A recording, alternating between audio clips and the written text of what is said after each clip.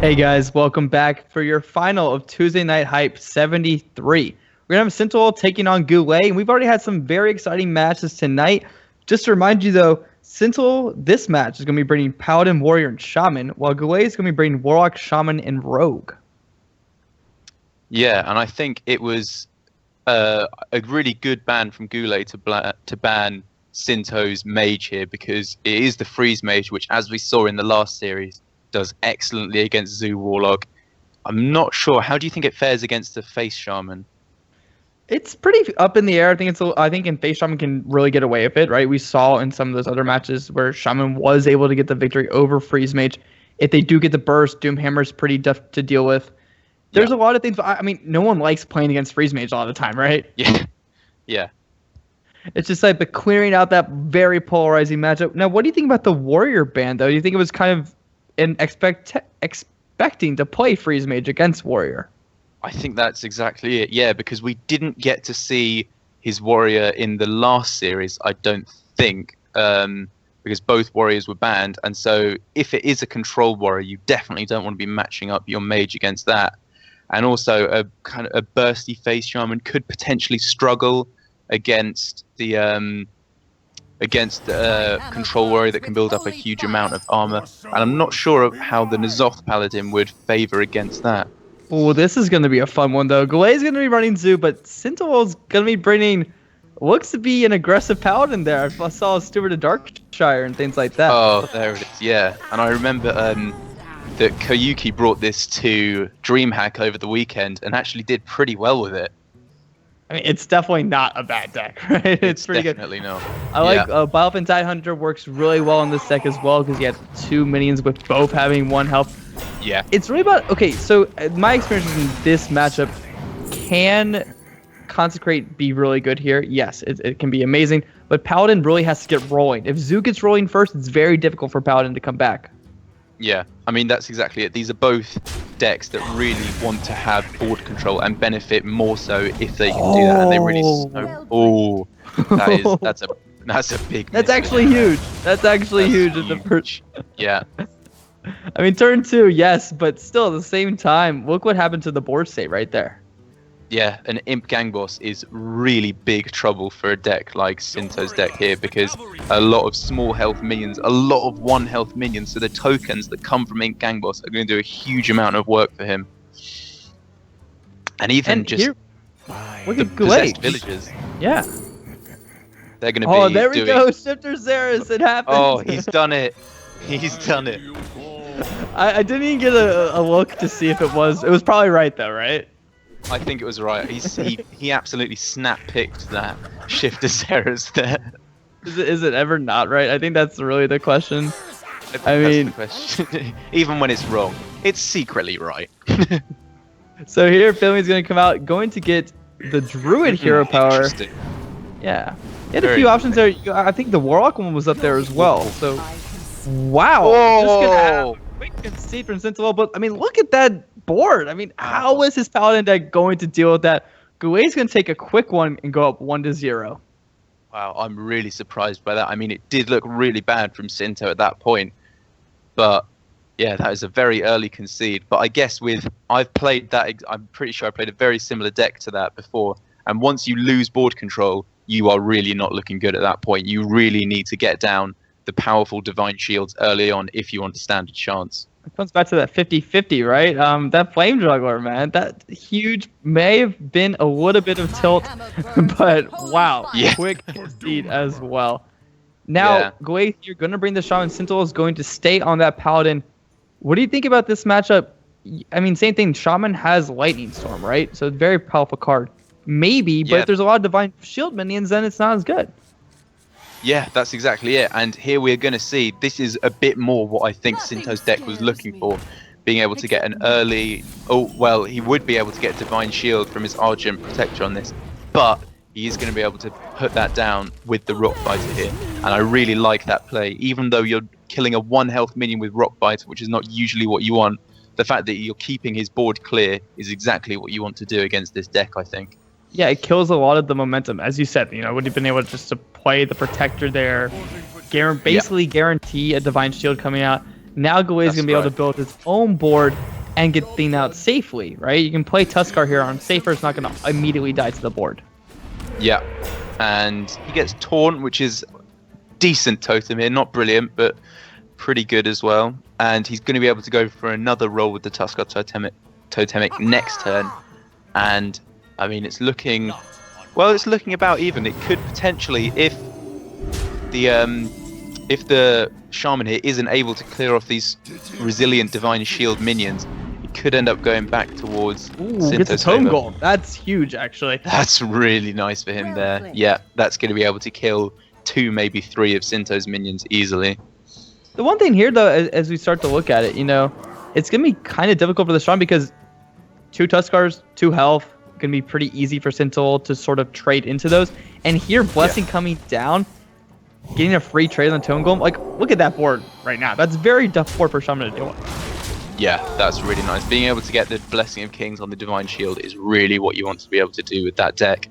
And again, here, you're playing a Totem Golem, but you're basically playing it to die to the 5/5, unless you want to... Okay, so he's going to be using his mana inefficiently here, just in order to be able to clear this minion to get a favourable trade with the Argent Protector, which I think is not a bad play because he wasn't really looking to be able to play anything that costs 4 mana instead of 3 on the next turn. Yeah, I don't think Shaman has a great way to deal with those threats unless you do use something like Hex. And here, I mean, Hex is fine on a 5/5 against, you know, this type of Paladin, right? Yeah, definitely. But a lot of times you might just have to use Lightning Bolt there, and I think it's totally fine. But looking at this, this is where Sintolol can really just start to go for it. Really get some minions that are starting to get Divine Shield. Really wants to get some value on that Divine Favor later on too. Yeah, definitely. And it was looking earlier with him having the higher cost side of his deck with Blessing of Kings and Steward of Darkshire that he might not be able to do that. But he's starting to get his lower drops now, so I think he's really going to be able to get some high value out of the Divine Favor in the next few turns.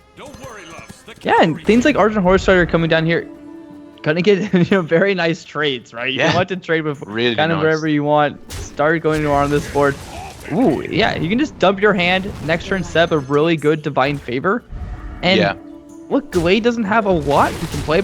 I mean, Fire Elemental is great, but you're still gonna have 4 cards in hand to draw. Yeah, exactly. And even without the Divine Favor, this is just a Fire Elemental who's just one body, and he can just ignore it and start attacking away at face. And look, he's drawn Leroy there as well, so now he's starting to represent a huge amount of burst at the same time.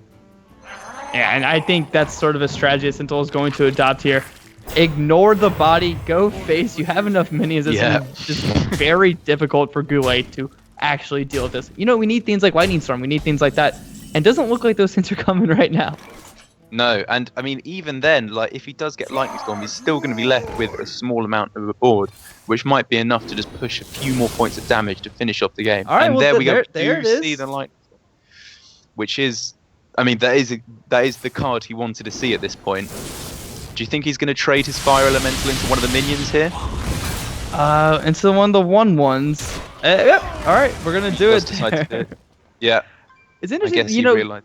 You think you know Leroy's in there, you know, things you have to be mindful of. Things like that have been pretty common in a lot of these more aggressive Paladin lists. But what else are you looking for in terms of burst? You already saw 1 Blessing as well. Yeah, definitely. I mean, in, you know, Paladin decks are notorious for not having a very high amount of burst, so they are in this kind of deck going to have to resort to minions like Leroy Jenkins in order to do this. But it looks in this case like it might just be enough because he's not getting any board clears. He has got a taunt here, which is nice, but he is going to be able to, with his small minions, push through it. But at the same time, Goulet is representing a lot of damage on this board now. If he can stabilize, he's going to be looking in good shape. I mean, I think it's a thing where Sintolol is probably just going to start to trade into some of those. I mean, you know, Fire Elemental of 2 health, you got to take that out. Probably take out the Taunt Shrug as well. But getting through this 5/5 at first is a little difficult, but you do have another Blessing. Yep, that's right. That's going to be...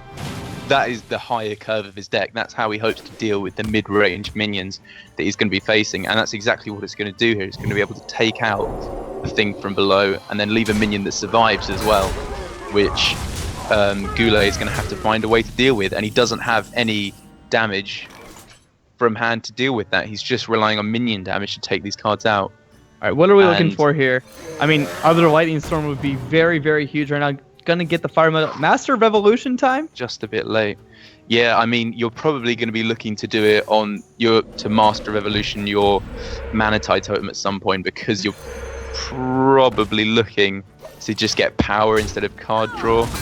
I know, I definitely think of, toteming and then playing the Flame Totems better, but it's just, it's always kind of, you want to go for it, right? Yeah. But right here, Sintolol is going to have enough damage with Leroy and the hero power. Sintolol is going to be able to tie it up 1-1. Last game we saw a very different story, but here able to take it over the Shaman. Yeah, and I think that was a really good victory for Sintolol there. I think that's the kind of deck that we've seen a lot of before, where it can either go really well or really badly. And he was lucky there that he managed to be able to snowball the game out of control in a way that the mid-range Shaman wasn't able to bring back the board control. It looked like he was close in the middle, but just not quite enough to take it back. Yeah, I mean, we saw after that Lightning Storm even cleared out another 1-1, so you had a pretty decent board, but then the Paladin was just able to refill the board very fast, and Divine Favor just refilling the hand over and over again. Yeah, that really was the MVP that game. If he hadn't had that, he would have had, 6 cards less, which I think definitely would have kept him from being able to deliver that final push of burst to finish off the game. So it looks like we're going to have Shaman v Shaman right here. Now, Goulet Shaman a little bit slower. We've seen some things like Master Evolution, cards like that. But Sintolol, there's an interesting card that we just saw peek into the hand a second ago. Elemental Destruction hiding in that deck. Yeah, that's a very interesting card. I think that tends to see play in either the very fast end of Shaman decks or the very slow end of Shaman decks, because you can either just, when you're playing a really fast deck, play very minions that you don't expect to survive a lot, but when you lose board control, you just slam that for 3 mana and then play 2, maybe 3 minions on the same turn, and you don't care about the overload effect next turn because you'll hopefully have won already. I mean, I think here it's really going to come down to Goulet establishing a board. And, Hex is perfect if Flame Reef comes out. I'm not sure Sintolol is running that, but if we do see Flame Reef come out, that would be huge. Things like that. But Goulet has to get a board, right? Yeah, definitely. And that's like the big difference between a mid-range Shaman and a phase Shaman. They both have the same plan early on, but a mid-range Shaman is just looking to keep the board for a couple more turns to deliver that extra damage rather than relying on burst. And it does not look at the moment like he's going to be able to get that. Sintolol definitely has a dominance on the board here for the moment, at least. I mean, hey, playing Master Evolution as a Yeti isn't the worst thing in the world. I mean, as a 4-mana minion, right? Definitely. I mean, but look at these trades, though. Such a powerful card.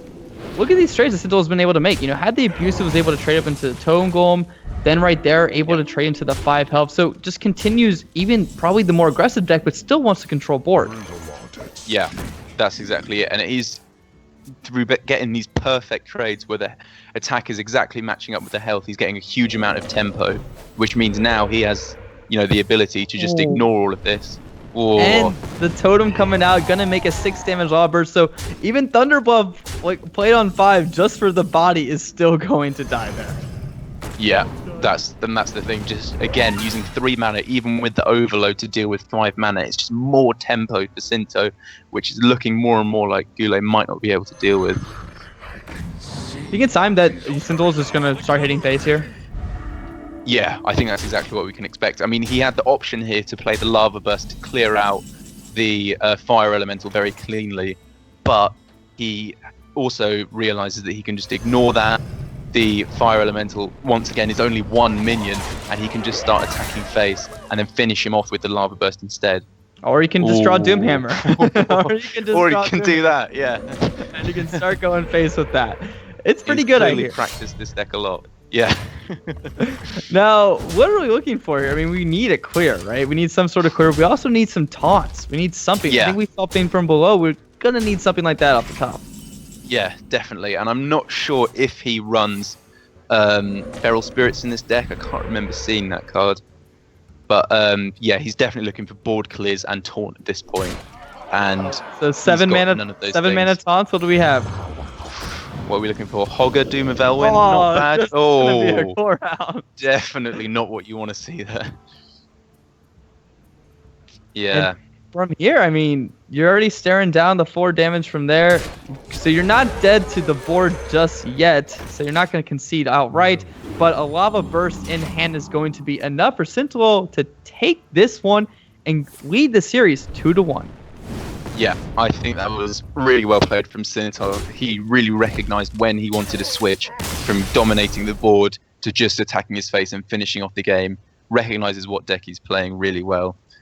So yeah, fair play to him. I think he deserved that game. Totally, it was, well fought match, but the faster Shaman sometimes is pretty difficult to deal with. And mid-range Shaman actually normally does very well against it. We see Goulet's bring a different list than it's not William's list. It's a little bit different. Running Fire Elements is actually even a little bit slower than some of the mid-range Shamans that we've been seeing lately. But still has the Rogue there, still has the Shaman there, and just needs to get through this Warrior right here. Yeah, and this is Sinto's Warrior. So this is the combo Warrior that we saw in the last series, I think, isn't it? Yeah. So I think this is going to be interesting because the Shaman again here, although it is a more mid-range Shaman, it still has the same core that base Shaman might have in Tunnel Trogs, Tuskar Totemics, Totem Golems, to be able to just run him down early on, which he might be able to do. At the same time, Shaman doesn't have great defenses for this, right? You don't have great defenses against that combo. So if the Warrior can really stick out on the board long enough, it's going to be pretty difficult for the Shaman to defend against the combo. And here, turn 1, Fiery Warrior is going to be able to deal with the Tunnel Trog rather easily.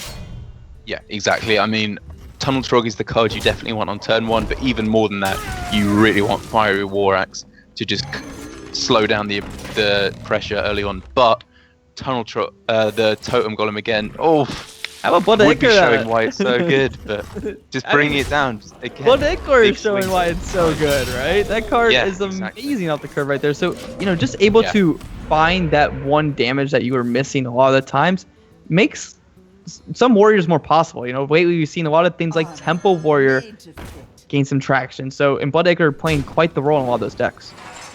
Yeah, definitely. I mean, that's why I think we're seeing Temper Warrior shining so much. Just seeing individually really powerful cards like the Ravaging Ghoul and the Gouletateur, which when working in combination with each other with cards like Acolyte of Pain can be monstrous. But that's a good totem for him to get there. He really did want to get that.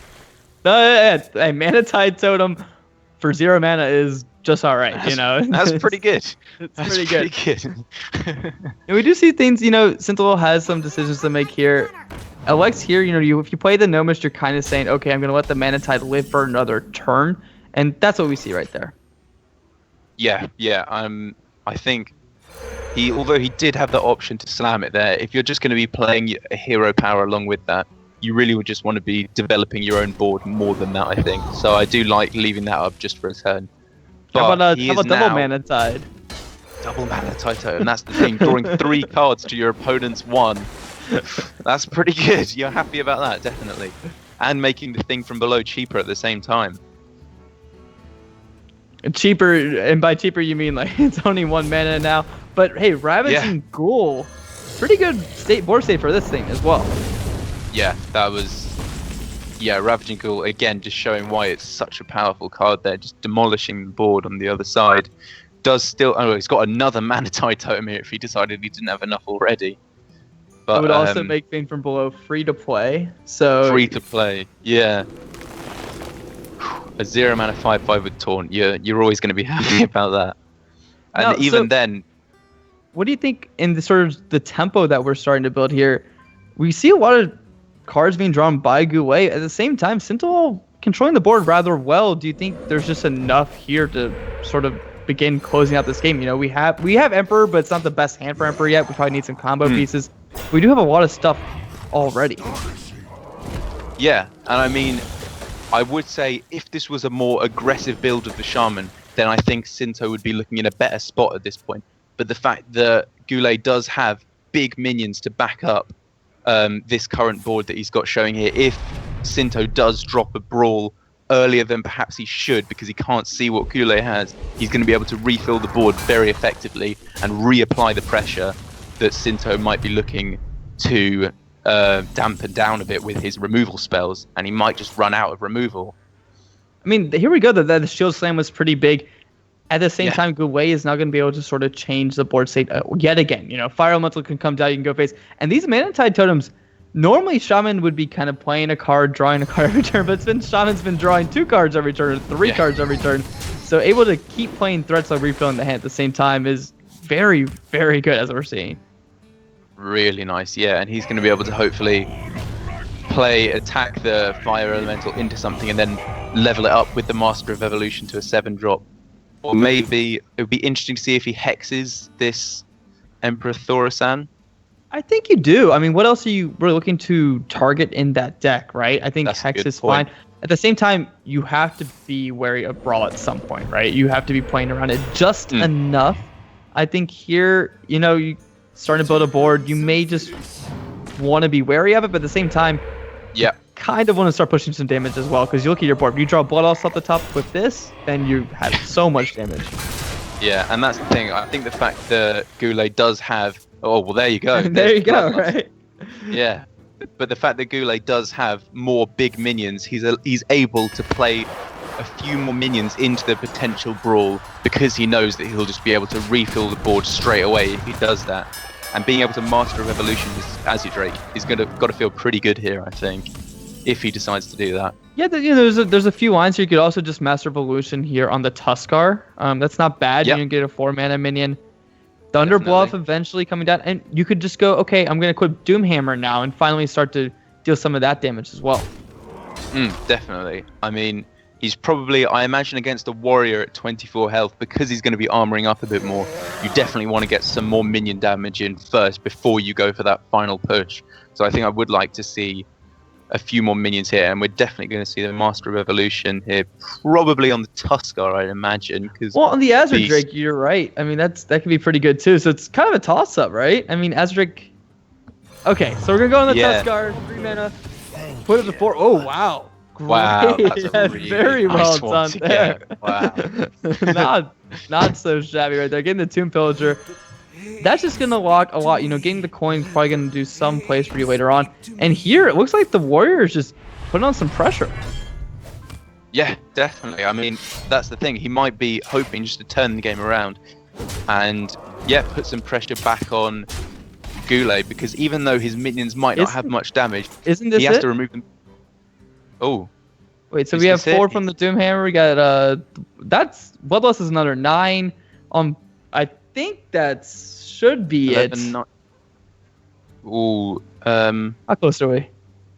How close are we? What have we got? We've got 13 on board. I think with Bloodlust it is enough. We also have the spell damage from the Lightning Bolt as well. So, yeah, that's going to be it. Goulet is going to tie it up 2-2 with this Shaman deck, getting the win over the Warrior. And as we saw, you know, Shaman finally got a board. Bloodlust, tons of damage coming in right there. That's the thing. I mean, it's the same thing as it was with Druid back before the combo nerf, where if you just leave a few minions up, like even there he only needed 3, which isn't that hard to assemble, and then you can just drop the Bloodlust for 5 mana, 9 damage, is a really scary thing, and it did just manage to be just enough to finish off the Warrior there. Yeah, and even looked like the Warrior was getting, you know, decently through the deck, started to drop, but then we even saw from Sintolol at the end, you know, what's like desperation at the end, just sort of starting to pile on damage, drop both back guys. So it didn't really draw into the pieces that he needed, even after brawling a huge board from Goulet. Yeah. Now, going to this final match, Goulet is going to be on Rogue, and we saw it earlier, going to be some sort of Miracle Rogue that we saw. And then Sintolol playing this combo Warrior. Is this Warrior able to gain enough armor to really make it very difficult for the Miracle Rogue? I mean, we did see that he is running the shield blocks in addition to, I think, the armor smiths as well. So he is going to be able to assemble a decent amount of armor during the game. And they are both decks where they're looking to cycle through their decks as quick as they can, assemble some combo pieces, and then finish them off in 1 or 2 big turns. And so I think that with the Rogue deck, there's not a lot that you're looking to sap in the Warriors deck. It's going to be quite hard to remove boards of Acolytes of Pain without drawing them a lot of cards. I think this could definitely go either way. Yeah, you may have to go faster than you would normally would. You know, you may have just had to play a little bit faster and kind of go for it. Yeah. And hope that Sintolol doesn't have the removal that would normally sort of put you out of the match. But here, you know, Goulet already has Gadgetzan, already has things like that, looking pretty good. Sintolol, on the other hand, has the weapons, has Blood Mage, has Emperor. So it's going to be quite interesting to see how much armor is built throughout the first few turns here. Yeah, and I think that's probably what Sintolol's going to be looking to do here. He's just going to be looking to draw and pile up his armor, because it doesn't look like Goulet is going to be applying any pressure in the first few turns whatsoever. So he is going to have the luxury to just use his hero power a lot, I think, before Goulet is able to drop the Gadgetzan on a few turns later. It's been pretty interesting so far to see, you know, how Rogue has really increased in popularity over the last few weeks.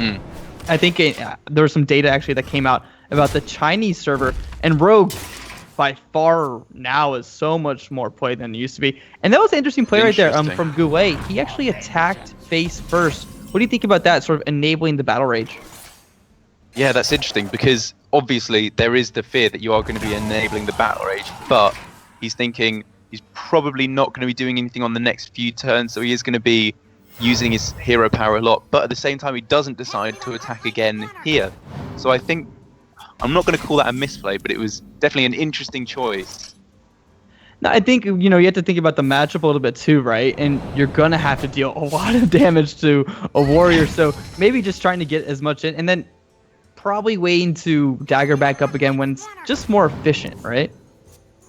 Yeah, definitely. And I think, again, on the warrior side here, getting that draw in now with the no mission bender on turn is what he's looking for. This is kind of like the warrior's equivalent of Gadgetzan in a way, being able to drop these and then hopefully get a huge battle rage on later turns to be able to cycle through his whole deck. Yeah, now we're just looking for things like Conceal, something like that. You already have Prep, you have a lot of 0 mana draws as well. So you're going to be able to cycle a lot of cards. Yeah, once he gets his Gadgetzan down, that's going to be big. And he is definitely going to be looking for the Conceal, because without that, the Gadgetzan is almost definitely going to be removed on that turn. And with the Conceal, unless you get a lucky brawl, the warrior is not going to be able to remove that, I don't think. And so he's going to be able to get another turn. And in the first Miracle v Miracle match we saw that having the Gadgetzan down for a turn could be very, very powerful. You know, at the same time, we are seeing that, you know, Sintolol is electing to not armor up and actually, you know, equip weapon, thing like that. So maybe thinking that Sintolol may be backed into a corner as well, in a sense that he needs to actually play quite fast too. What do you think? Yeah, definitely. And it seems here that he's choosing to go down the route of, instead of gaining a lot of armor through using shield block and hero powering as he could have done that turn, just apply pressure through his minions, but even more than that, just try and draw as many cards as he can. And I guess he's thinking, I just want to be able to play my combo before the opponent can and finish them off that way. Because as we saw in the last game that he played this, he assembled 32 damage in one turn, which would definitely kill the rogue with no way to gain armor. No, it's definitely a lot, right? Yeah, definitely. And he's getting a lot of those combo pieces already. And with things like Doomsayer, that's one of the cards that's going to stop him from playing Gadgetzan unless we see a sap. Yeah, Doomsayer is great here because at the same time, even if you could play Gadgetzan and sap, you're not going to be able to play Conceal. So it's a little interesting, unless you had Prep as well, which Goulet does, but you have to have like all 4 of those cards, right? So I think Doomsayer is great, just knowing that going into this turn 7, that's what Goulet wants to do, is play the Gadgetzan and sap. And Goulet, they're just going to pass. Just passes the turn. Yeah, doesn't even think it's worth dropping the Azure Drake to draw a card, or the Fan of Knives to draw a card. Interesting play. Now this was the Emperor hand that Sintolol was looking for, though. Look at that. You have the Worgen already. You have the Faceless. You have basically all the pieces you need. Yeah, this is the hand that you wanted to reduce with Emperor Thaurissan here. But now we are going to be seeing the big Gadgetzan Miracle turn. And I guess he's going to be sapping that rather than... he's probably going to be eviscerating that now that we've seen the Fan of Knives as well. Eviscerate's pretty good there, you know, able to draw another card as well. Not going to be able to conceal the Gadgetzan, but drew quite a bit of cards. Yeah, I mean, he's probably going to be happy with that. Is with only not too many cards left in his deck and able to draw even without the gadgets hands, he's probably going to be able to see another one fairly soon, even letting this one die. I think all we're looking for now from Sintolol is just charge, right? Yeah, I think that'll do it. Because, yeah, even with that, that was the 32 damage combo that finished him off last time, so he does just need one more card. And he's drawing a lot, so it's looking like he might find it really soon. And, you know, at this point in the game, you just have to, you know, recognize where you're at in terms of your health total. You know, you think things like Leroy could come, double Cold Blood, something like that. At the same time, this rogue, as we saw previously, it likes to do a lot of damage from minions that are already on the board. And so if you're able to keep clearing off this board, it's usually you're doing quite well. Yeah, definitely. And I think that just the fact that both players are realizing they're going to be winning this game by getting off their big combo first. So like we're seeing, playing the Azure Drake, playing the Acolyte of Pain, they're both just trying to draw as much as they possibly can. So still no charge. We do see Battle Rage coming to hand. We have another shield block. So we can draw more cards here as Sintolol. I think that's really all we're really looking for now, right? Yeah, definitely. I mean, he's with 26 health. He's not really too afraid of dying, I think, at this point, considering he hasn't seen too many cards drawn from the gadget stand. So like you say, oh, well, there it is. So next turn's going to be pretty big. And I think that's already going to be enough damage. Goulet kind of has to feel it coming eventually, but here's gonna come a big godsend. Let's see how many cards he's gonna draw here. But yeah, I think even with drawing all these cards, it's just not going to be enough, because yeah, Sintolol is just going to be able to finish him off in one massive turn, and Goulet really has to be feeling that this is coming soon. Yeah, I think it's kind of those things you probably know it's coming, but just in case, right? You might as well play as many means you get the conceal here. Gonna even be able to play a big old Edwin, and just see. All right, if the warrior can't deal with this, maybe I have a chance. But as we know, Sintolol has the combo in hand, and that is going to be enough damage on the back of this combo warrior taking Tuesday Night Hype 53. Wow, what do you think about that? I mean, it's just been, I haven't given this deck much credit, but it has just performed brilliantly here. But at the same time, I kind of suspect that's because it didn't go up against the kind of hyper aggro decks, which really can stomp most combo decks. But because it was given the time to draw all these cards, performed brilliantly this game. Yeah, I mean, what a great series. Sintolol taking it 3-2 over Goulet. That was pretty incredible overall. And, you know, that matchup was coming up, and we knew it was going to be a very tough matchup for Goulet. And as we saw, the pieces came together for Sintolol, and over the course of the night, played that deck pretty well. I think the only thing I was a little confused about was that Paladin, but then when we saw that Paladin get rolling, it did fantastically. Yeah, definitely. And I mean, that's the thing about that deck. It really does just have the ability to just really snowball out of control and take the game, as we saw. So I think it was a good deck to bring there just because it has polarizing games. Yeah, so guys, before we sign out here, I have a few sponsors to shout out. Thank you so much to Esports Hero, Esports Arena, and also thanks out to Gamer Sensei, and recently partnered on Twitch here, guys. So thank you so much to Twitch as well. Any final words for Tuesday Night Hit 53? 73 here.